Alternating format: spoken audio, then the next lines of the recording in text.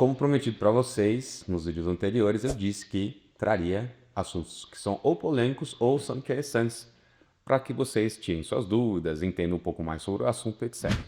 Então trouxe hoje o profissional, que é da área de precatórios, para poder ter um bate-papo com a gente, algo mais técnico, porém, claro, sem aquela formalidade, etc., algo que você consiga entender. Esse é o objetivo da nossa conversa. Então trouxe aí um assunto relacionado a precatórios.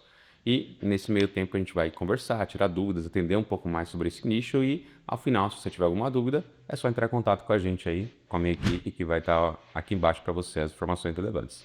Certo? Então, bora pro vídeo. E quem sou eu? Não, não. Aí é segredo, que a gente não falou o nome até agora. Entendeu? E aí o negócio, quem que é o profissional que eu trouxe? Que nós trouxemos aqui para poder conversar hoje. Já participei de alguns vídeos com ele anteriormente, né? O pessoal gostou, inclusive já está famoso aí já. Já a pessoa já sabe quem que é. E a gente vai conversar um pouco mais sobre esse assunto, é Ricael Aguiar. Tudo bem? Tudo bem, Ricael? Tudo bem, doutor? Tudo bem, gente?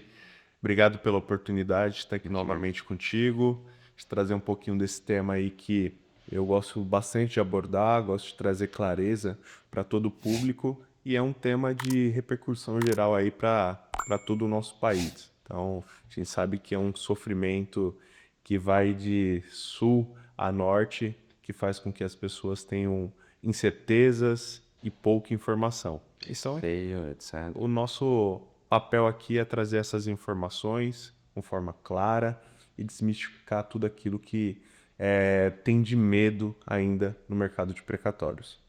Maravilha, Ricael. Então, eu vou começar fazendo algumas perguntinhas para você, que eu acho que também são dúvidas do público, de uma maneira que eu acho que você vai conseguir responder com exatidão. Bom, por que você acha, Ricardo, que os precatórios eles não são tão bem compreendidos assim? Por que o pessoal acha que é um assunto difícil, que é algo é, monstruoso? Por que é difícil compreender precatórios? Por que o pessoal tem receio disso? Claro, vamos lá. O precatório, eu costumo dizer que o governo trata ele como uma caixinha ali de Pandora, uma caixinha preta, onde eles não gostam de ceder informações e deixar informações claras para esse público. Então, quando você vai conversar com um cliente que ele tem um precatório, ou até mesmo um advogado, colegas nossos de profissão, que não atuam na área, são poucas as informações que as pessoas têm, e com isso gera dúvidas, inseguranças e incertezas. Então, por conta disso, dessa falta de informações claras, que o mercado de precatório ele é inexplorado e ele também traz muita insegurança para aqueles que realmente possuem precatório, têm precatório para receber, não sabe quando vai receber, como recebe e às vezes fica aí com um valor parado que não vai render e ele também não consegue utilizar. O que pode não ser algo ruim, né? Exato. Não ser algo tão explorado assim, pode significar que é um campo onde, normalmente, quando você não tem a grande massa da população ou um conhecimento geral, é porque aquilo pode ser interessante para uma pequena comunidade ou para quem foi atrás de ter conhecimento. Exatamente. Por ser um mercado ainda é um mercado muito grande, mas com poucos profissionais, poucas empresas, você vê que é um mercado ainda que há muita oportunidade para empresários realizarem investimentos, conseguirem ali trazer um ganho financeiro a partir deste negócio. Então, ele é bom tanto para quem pensa em investimento, quanto também para quem precisa de liquidez, ou senão Exato. precisa ceder aquele crédito. Exato. Então a gente tem precatórios de diversas naturezas, né? As naturezas comuns, naturezas alimentares. Então quando a gente fala, por exemplo, daquele credor que tem o direito a receber, ele precisa de liquidez, ele precisa de dinheiro agora. E a gente sabe que hoje a fila para recebimento por parte do governo, ela é uma fila morosa, demora para se receber. Então o credor, ele tem diversas oportunidades de transformar esse papel que ele tem ali em dinheiro mesmo, e o empresário ele tem a oportunidade também de realizar um investimento a longo prazo. Então não achem, não entrem por mercado de precatório achando que é um ganho rápido, que não é. Ele é um mercado que você precisa, sim, ter conhecimento, estudar acerca disso, porque é um investimento a longo prazo. Então, assim como o credor, ele vai ter que esperar os anos para receber, você fazendo um investimento nisso, você também precisa esperar. Só que para você, investidor, vale a pena. Vale a pena. Mas para aquele credor que precisa de dinheiro, precisa de liquidez ali naquele momento, talvez não faça tanto sentido aguardar aí tantos anos na fila de recebimento. E para esse credor ali, cara, qual seria um erro assim que você fala que putz, pode custar anos da pessoa, um erro que ele não poderia cometer? O credor, né, no caso. Um grande erro que é comum de acontecer é ser cego por conta de informações do seu advogado. Aqui não trazendo nenhuma crítica aos colegas de profissão, mas a situação financeira do advogado e a situação financeira do credor são situações financeiras totalmente diferentes. O credor, às vezes, ele precisa daquele dinheiro para fazer o mínimo, E é para o único sobreviver. processo que ele tem na E é o vida, por exemplo. único. É o único. Já o advogado, normalmente a gente está falando de advogado que tem ali outros processos, Carteira. outros precatórios a receber. Então, ele está na fila esperando, só que esse mês ele recebeu um, mês que vem ele vai receber outro, e assim sucessivamente. E aí entra o erro. O advogado ele sempre recomenda esperar, porque para ele faz sentido esperar. Só que o cliente, ele precisa daquele dinheiro e daquela liquidez naquele momento. A gente pega muito cliente que precisa fazer uma cirurgia, precisa reformar a casa, quer sair do aluguel, um cliente que tem alguma necessidade ali que ele precisa suprir naquele momento. Então, esperar não necessariamente é a melhor forma e é o melhor momento para ele. Então, transformar aquele título que ele tem em dinheiro, em liquidez, é muito bom. Agora, esse medo que às vezes o próprio advogado impõe no seu cliente acaba trazendo alguns prejuízos mesmo para a vida desse pessoal. E tem algum tipo de, vamos falar atalho, mas alguma sugestão, alguma dica que você acha que reduz o tempo, faz a pessoa receber antes? Você assim, ao invés de esperar 16 anos, eu consigo esperar 8 anos ou um ano. Sim, Existe algum tipo de atalho nesse sentido? sim. Eu sempre gosto de falar para os clientes que eles precisam entender a real situação que eles estão vivendo naquele momento. Então, por exemplo, você vai ter aquele cliente que ele precisa do dinheiro para o hoje, para ajudar e sustentar a vida e a família dele hoje, mas você também tem aquele cliente que ele quer realizar um sonho que ele pode realizar daqui a um ano. E você tem aquele cliente que ele não precisa desse dinheiro e ele pode deixar lá o precatório até o recebimento.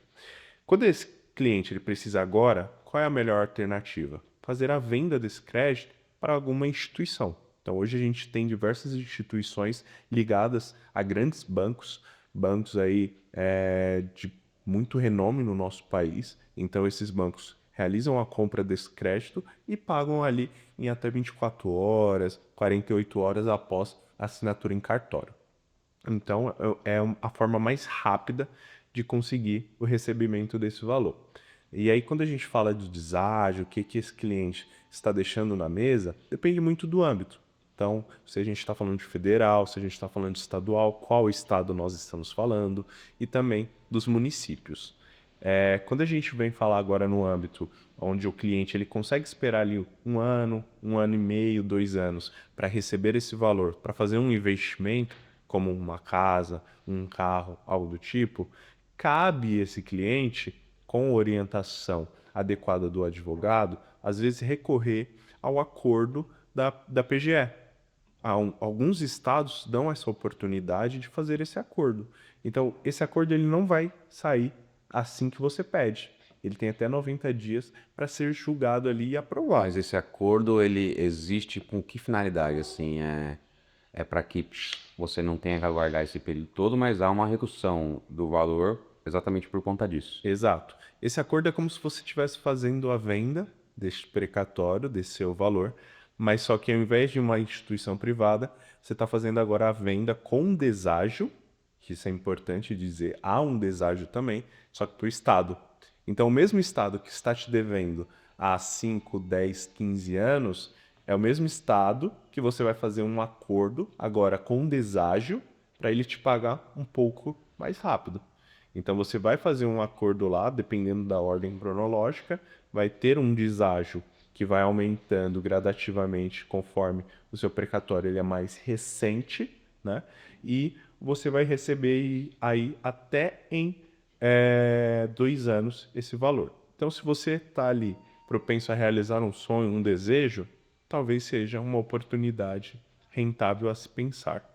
E, claro, a gente tem a última categoria, que é aquele cliente que efetivamente aquele dinheiro não vai fazer diferença, não vai interferir na sobrevivência, no mínimo necessário que ele precisa para a vida. Então, se ele está nessa posição, a gente sempre fala: não venda, não faz sentido para você.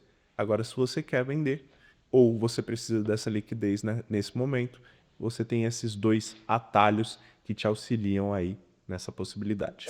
Você já chegou a, enfim, observar alguma situação em que um credor acabou recebendo muito menos do que ele deveria receber? Já, infelizmente, é, assim como existem muitas empresas idôneas que vão realizar um bom trabalho, a gente também tem que tomar muito cuidado com algumas empresas no mercado que vão acabar levando ali esse cliente a erro, né? Então já presenciei muito cliente que, infelizmente, ali deixou-se Prejuízo, né? levar pela conversa do vendedor, não fez uma pesquisa adequada sobre a empresa, não puxou informações. O que eu sempre digo, no momento da venda do seu precatório, você precisa agir muito mais com a razão do que apenas a emoção. A gente sabe que são anos na fila esperando esse dinheiro. E ter a oportunidade de pegar esse dinheiro em poucos dias deixa a gente com aquela emoção, pensando só com o coração, a ansiedade. Só que você não pode deixar algumas coisas passarem. Você precisa identificar qual é essa empresa que você está negociando. Ela está no mercado há muito tempo ou ela é uma empresa recente? Ela tem liquidez para realizar o pagamento desse teu precatório? Vinculado à Constituição. Vinculada a qual instituição, que isso é muito importante. Então, são algumas perguntinhas que você tem que se fazer. Você já olhou o Reclame Aqui dessa empresa para identificar quais são os problemas que outras pessoas já passaram ou estão passando após a venda ou durante a venda deste precatório? Então, são alguns pontos que é necessário se observar para que isso não ocorra. Então, eu já vi muito cliente que poderia ter recebido de alguma instituição ali um valor muito superior e acabou pela emoção, pelas informações rasas, rápidas, Gatilho vem comercial também, aqueles né? gatilhos comerciais, apertando o cliente mesmo a tomar uma decisão rápida e assim fez com que ele recebesse um valor muito abaixo daquilo que ele realmente poderia receber do mercado em si de precatórios. Tá. E uma diferença que eu acho que é bem importante, que as pessoas muitas vezes não entendem, é a diferença entre aquela verba que é alimentar e a comum. E por que que isso altera tanto na questão de tempo de espera para receber? Claro. O governo, através das suas leis, ela estipula ali quais são as prioridades em pagamento. Então é por isso que eles fizeram uma divisão entre precatórios comuns e os precatórios alimentares. E o que diferencia um ao outro? O precatório alimentar é tudo aquilo que advém de uma verba que é necessária para a sobrevivência. Então ele vem de pensão, salários, aposentadorias, tudo aquilo que ajuda na sobrevivência no dia a dia, no mínimo necessário. Quando a gente vai para o âmbito agora comum, a gente vem falando de indenizações por diversos motivos. Um dos grandes motivos que traz precatórios aí milionários no âmbito comum é desapropriação. Então você vai pegar ali, sempre no âmbito federal, normalmente, desapropriação de uma fazenda para construção de uma rodovia, desapropriação de um imóvel para alocar ali um hospital público, coisas desse tipo, que advém para ajudar a sociedade. Então, essa pessoa que tinha esse imóvel, tinha esse terreno, ele é ressarcido por conta disso. Então é por conta disso que há essas limitações. Só que não necessariamente ele precisa disso para viver. Ele tem a renda dele, ele tem outras coisas que faz com que ele não altere o mínimo necessário dele. Então, por conta disso, o governo ele coloca essas limitações para trazer prioridade para quem realmente precisa receber agora e quem pode esperar receber depois. Ricardo, com essas mudanças legais, né, que nós tivemos recentemente, você acha que a gente está de frente para uma crise ou nós estamos de frente para uma oportunidade? Depende do lado que você tá. Tá. É sempre muito importante isso. Se você é o credor, Vamos focar no credor. se você é o credor, a sua dor ela é iminente. E, infelizmente, a gente está diante de uma crise.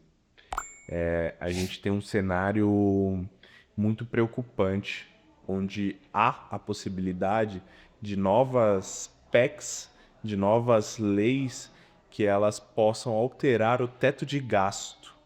O que isso significa para você que está na fila aguardando para receber um precatório? Significa que o gasto que o governo vai ter para aquele ano, em alguns números, tá? Ele tem ali 100 milhões para pagar de precatórios. Só que com um teto de gasto, ele só vai poder gastar 60 milhões. O que isso significa? Que 40 milhões vão ficar fora do pagamento. Significando que esse pagamento ele vai atrasar novamente.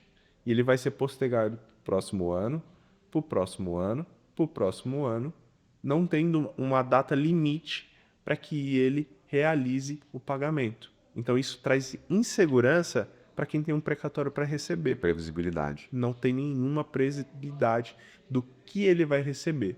E isso também prejudica o próprio mercado em suas oportunidades. Porque se você não tem uma previsão, se você não consegue prever quando você vai receber esse precatório, as instituições que hoje operam fazendo a compra desse precatório, eles acabam diminuindo também a força do que eles vão pagar para esse cliente, porque eles também não sabem quando eles vão receber. Então, para o credor, isso é uma crise gigantesca que a gente pode estar aí, que a gente pode estar presenciando para os próximos anos. Se você tivesse começado do zero com precatórios, e você tivesse um precatório na sua mão, o que você faria? Hoje, se minha única e exclusiva fonte de renda fosse esse precatório e eu precisasse disso para começar a minha vida, estruturar a minha vida, eu sim optaria pela venda desse crédito de forma imediata para receber o mais rápido possível. Você preferiria não esperar esse prazo, por exemplo? Vamos falar que é um estadual. Hoje o estadual está com um tempo aí de pagamento de quanto tempo? Para você ter uma noção, hoje, quando a gente trata sobre o estadual de São Paulo, está sendo realizado o pagamento das ordens de 2010 e 2011. Se a gente puxar um pouco para trás, para os precatórios municipais, a gente está pagando 2009. Nossa. Então a gente está falando de mais 16 a 17 anos de atraso no pagamento desses precatórios. Então, se eu tenho... Quase de um bebê a maioridade. Exato. Exatamente isso. Hoje tendo isso como minha única e exclusiva renda, eu optaria pela venda e não pela espera. Porque não sei se eu vou ter tanto tempo para usufruir e esperar esse dinheiro. Isso é o que acontece muito no âmbito estadual e municipal de São Paulo. As pessoas que ganharam essas ações lá atrás, eles infelizmente não conseguem ver efetivamente o pagamento desse precatório acontecer. Até porque nós conversamos há um tempo sobre a média, né, de expectativa de vida, né, do brasileiro e etc. Então, às vezes a pessoa ela trabalhou a vida inteira, né, depois ali se envolveu numa ação judicial, conseguiu ali a constituição de um crédito aos seus 40, 50 anos, 60, quando aposentou. Você tinha que aguardar 16 anos, 20 anos, considerando a média da expectativa de 70, 75 anos, muitas vezes a grande maioria não vê. Exato. Então quem vai usufruir disso acaba sendo o sucessor, se é que existe. Então acho que sempre talvez seja importante colocar isso nas decisões para saber se você tem um crédito que você usufrui em vida e numa fase diferente da sua vida, porque hoje você tem, por exemplo, 20 anos e eventualmente tem direito a receber algum tipo de crédito, você prefere usufruir isso com 20 anos e ajudar isso na construção da sua riqueza e do seu patrimônio, ou você prefere usufruir disso com 36 anos? Sabe lá em qual condição ou que diferença esse valor faria na sua vida aos 20? Faz sentido? Com toda certeza. Então, hoje, quando eu sempre converso com os clientes, eu tento sempre trazer essa visão para eles. O que que você estava pensando quando você entrou com essa ação? Qual era o seu objetivo? Era receber, ser ressarcido de um direito que era seu. E você sempre esperou ser ressarcido em vida. Você gostaria de ter usufruído desse valor em vida. Mas, infelizmente, muitos não conseguem fazer isso. E aí entra um segundo problema. Quando a gente fala da morte, infelizmente, do credor principal desse crédito, ele vai ser repassado para os herdeiros. Ninguém gosta de falar, né? Exato. É igual você vai falar sobre holding, sucessão, planejamento familiar, as pessoas têm receio de falar sobre isso, mas É o ciclo natural, né? além de ser o ciclo, isso também é uma proteção. Então, se você se preocupa com a sua família e com os sucessores de tudo que você construiu em vida, você tem que falar sobre esse assunto. Porque senão, ao negligenciar isso, você coloca eles numa situação de risco. Porque na sua ausência, então, você não estando mais aqui, eles vão ter que resolver a situação. Então, você quer que eles resolvam isso com um maior conforto, numa situação melhor, ou sabe lá como? Exato. Então, quando a gente fala sobre essa sucessão, a gente tem que lembrar de todos os tributos que vão recair também sobre esse precatório. Então, além de ter o estresse envolvendo a perca de um ente querido, a gente tem que lembrar que também você vai perder parte desse patrimônio Para o Estado. para o Estado. E o Então, ITCMD saindo de 4% para 8% e, quem sabe, até 20% conforme o projeto de lei. exato. Então, assim, hoje, né, a gente vive numa situação que você ainda não tem essas alíquotas, mas mais para frente a gente está falando de você acabar perdendo quase 20% do seu patrimônio só com o tributo. Exato. E a gente não pode esquecer também da questão de IR, que esse precatório ele vai incidir e pode ser que ele seja tributado em até 27,5%. E a gente não pode esquecer também sobre o RRA, que são ali os rendimentos que ocorreram desse precatório, que também é tributado. Então, quando a gente coloca na ponta do lápis, fazer essa cessão ou ter esse pós-morte, ele também é muito custoso. E ele faz com que esses herdeiros, eles também percam muito dinheiro nessa venda. Então, é muito importante sempre se atentar a isso. Qual é a sua motivação hoje? Então, é sempre importante que vocês pensem. Por que que eu venderia o meu crédito hoje para usufruir em vida e qual é a motivação que eu tenho em deixar isso para os meus herdeiros necessários e causar ainda alguns outros transtornos para ele, né? Então é sempre importante colocar a cabeça no lugar, pensar com calma, não precisa de pressa. Você já esperou por anos. Não é agora que você precisa de pressa para tomar uma decisão tão importante quanto essa. Então, tenha calma, estude sobre a instituição que está ali do outro lado, analise todas as possibilidades que você tem e aí sim, tome essa atitude e faça aquilo que você sempre desejou fazer com esses valores que você almejou há muitos anos atrás. Perfeito. Então, para a gente finalizar, Ricael, vou fazer mais uma pergunta que eu acho que é tão importante quanto todas as outras, no sentido de o que evitar. Por exemplo, hoje, no cenário de hoje, atual, que estado que você falaria, ou que região que você diria, olha, eu não vejo com bons olhos Ou senão isso aqui eu evitaria. Vamos falar de aquisição, vamos falar, ou senão vamos falar de um estado ou uma região um pouco mais complexa. E por quê?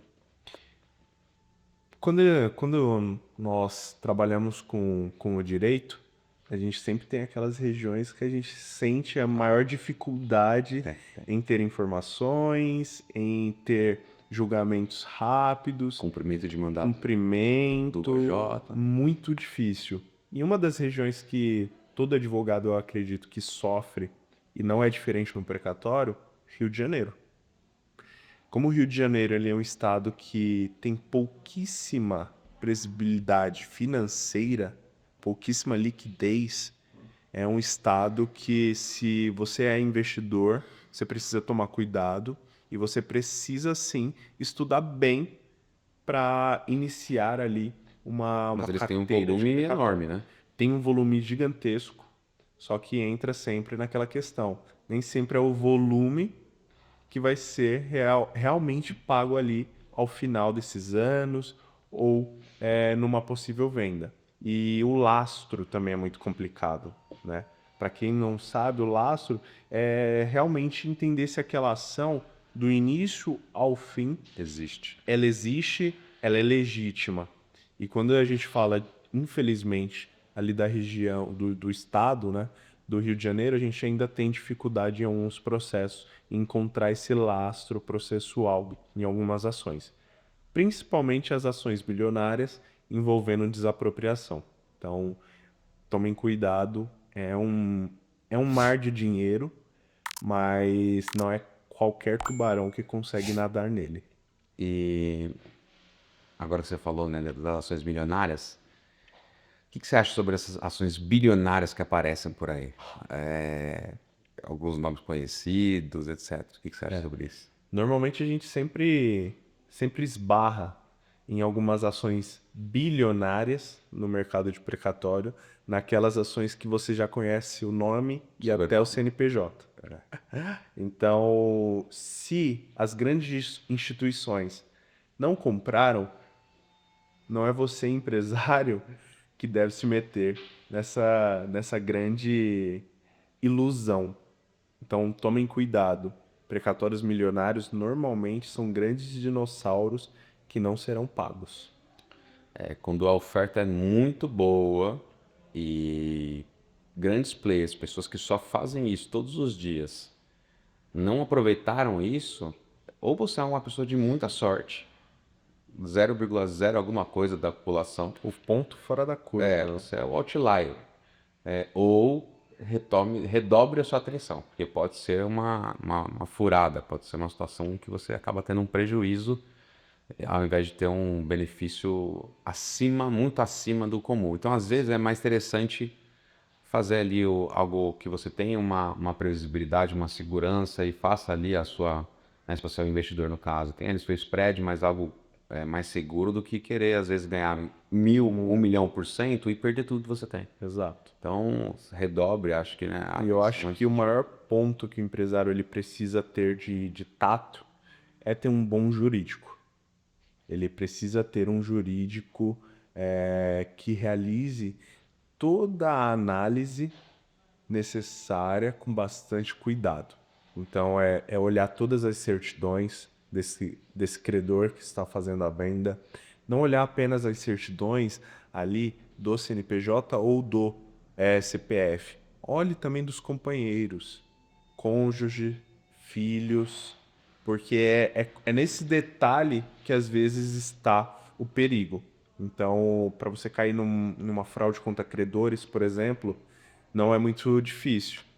Nosso doutor aqui, ele tem bastante familiaridade com esse tema, então ele sabe que não é difícil quando a gente fala dessas cifras milionárias isso acontecer. Então, se você investe pesado em precatórios, também invista pesado no seu jurídico. Tem jurídico competente que ele vai evitar que você perca dinheiro. Primeiro que vamos falar que a gente presta serviço, tá? A gente presta assessoria exatamente na pré-aquisição, seria essa diligência prévia que você faz antes de tomar uma decisão. Isso é muito importante, é uma conduta preventiva e você tem que fazer isso não só em precatórios, mas em qualquer decisão patrimonial que vai realmente movimentar uma situação financeira sua, né, sugiro que você sempre faça isso. Eu faço isso, nós fazemos isso. Exato. E existe uma frase que é muito conhecida no nosso meio, do jurídico, que todo mundo que passou pela faculdade aprendeu, é: quem paga mal, paga duas vezes. Então, se você faz uma compra ruim, às vezes você vai ter um prejuízo dobrado. Então, às vezes você acha que você adquiriu algo de alguém que a pessoa já cedeu para uma outra pessoa. Então, e aí? Tu vai ter que procurar, enfim, ir atrás desse prejuízo, etc. Uma situação que a gente sabe que demora, é burocrático, o judiciário não é rápido, o judiciário é moroso. Então, às vezes, um gasto que você considera, putz, para que eu vou fazer isso? Não, vai te evitar anos Sim. de dor de cabeça. E até você conseguir comprovar que você é um terceiro de boa-fé, normalmente não acontece. Quando a gente fala de precatório, os julgados normalmente favorecem aquele que peticionou primeiro, a sessão. Então você pode fazer a transferência de um valor milionário ou até valores menores, mas que poderiam ser alocados em locais que trariam um resultado para você e, infelizmente, por não ter tido esse cuidado, não ter sido diligente, você acabou alocando seus recursos em uma furada. Maravilha, então, bom, seja de agradecer, cara, pelo seu tempo, pelas respostas que você deu, acho que ficou muito claro, né? Ficou objetivo, uma linguagem simples, acho que deu para compreender. Se tiver dúvida, alguma coisa, deixa aqui nos comentários. A gente vai deixar o WhatsApp da nossa equipe e também o telefone do Ricaio aqui para poder vocês tirarem dúvidas, acessarem ele. Tenho certeza que ele vai ter disponibilidade Com aí certeza. para poder falar com vocês. Estamos aqui à disposição. Qualquer dúvida, qualquer informação adicional que se faça necessário, tem aqui a equipe do Dr. Moné, tem também a minha disposição para auxiliá-los. Muito obrigado pelo convite e precisando, estou sempre à disposição. Perfeito.